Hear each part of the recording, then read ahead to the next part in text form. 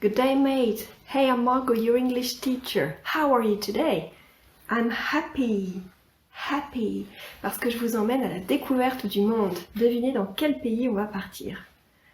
Dans le pays des crocodiles, kangaroos and koalas. That's it. Australia. Come on and follow me to Australia. Ready? On va commencer par la progression pédagogique de cette lesson 30. The color of the week is green. Green. Comme à chaque fois qu'on va partir à la découverte du monde anglophone. Green. On va compter jusqu'à 30, et le nombre ordinal sera 30th. 30th. Ça fait beaucoup de langues là. 30th. Good day, mate. J'ai commencé la leçon en te saluant de cette façon. Je ne sais pas si tu as fait attention. Ça veut dire good day, mate. Good day, c'est l'abréviation de good day qui veut dire bonjour mon pote. Alors bonjour mon pote. C'est comme ça que les Australiens se saluent. Typiquement, c'est des gens très très cool, les Australiens.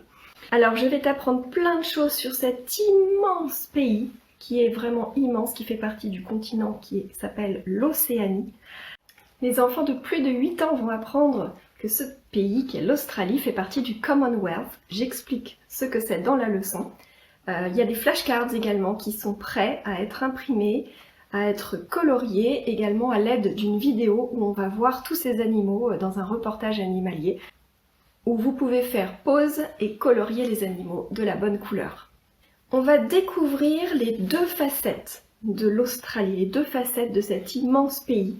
Il y a d'un côté l'outback ou le bush australien qui est aride, qui est désertique, où il y a des kangourous qui traversent les routes, des énormes crocodiles, des crocodiles et toutes sortes d'animaux très très spécifiques en fait à l'Australie, où il y a très très peu d'habitants, très très peu de villes d'ailleurs, et ça constitue les 2/3 de l'Australie. Et il y a l'autre tiers où toutes les grandes villes sont construites près des côtes, avec des gratte-ciel, skyscrapers, avec une modernité, avec beaucoup de surfeurs également, avec des grandes vagues. Ce sont des villes très très modernes qui sont toutes sur la côte. On connaît par exemple Sydney, on connaît Melbourne et d'autres villes comme ça. Les premiers habitants de l'Australie étaient les aborigènes, un petit peu comme les Native Americans dont on a parlé quand on a parlé des États-Unis d'Amérique. Les aborigènes sont donc les premiers habitants. Ils ont gardé leur culture, leur tradition, et notamment on va parler de leur musique, on va écouter leur musique, par exemple avec l'instrument typique qui s'appelle le didgeridoo. On va également voir comment on va apprendre à lancer un boomerang. On va également parler de l'art aborigène. Vous savez, cet art où on peint avec plein de petits points de différentes couleurs. Voilà, je te montre par exemple quelques instruments de musique avec l'art typiquement aborigène d'Australie. J'ai celui-ci,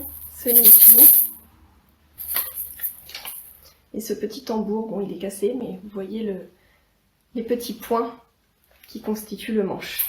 Alors justement, je te propose des activités de DIY autour de l'art aborigène australien, et vraiment je t'invite à faire ces activités avec ta famille ou en classe et m'envoyer les photos de vos œuvres d'art.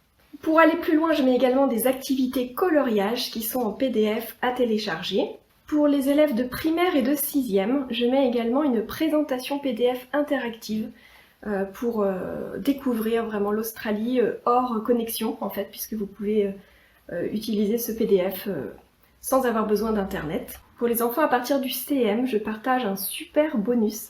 Il s'agit d'une lettre que j'ai reçue d'Isabelle, une globe-trotteuse, comme on dit, une femme qui fait le tour du monde et qui envoie des lettres papier, des lettres qu'elle illustre elle-même, de magnifiques lettres qui sont en fait des œuvres d'art. Et elle m'a envoyé une lettre de Kangaroo Island en Australie. Voilà, toutes les lettres d'Isabelle arrivent dans une jolie enveloppe, avec un joli timbre aussi. Tadam!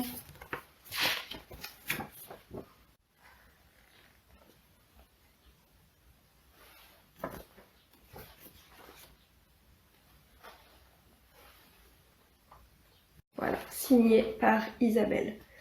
Et dans chaque lettre, il y a des petites choses à trouver. Là, c'est un animal. un animal très particulier de l'Australie. Donc je vous laisse découvrir tout ça dans la leçon pour les enfants à partir de 10 ans. Amusez-vous bien, have fun and see you next time. Bye!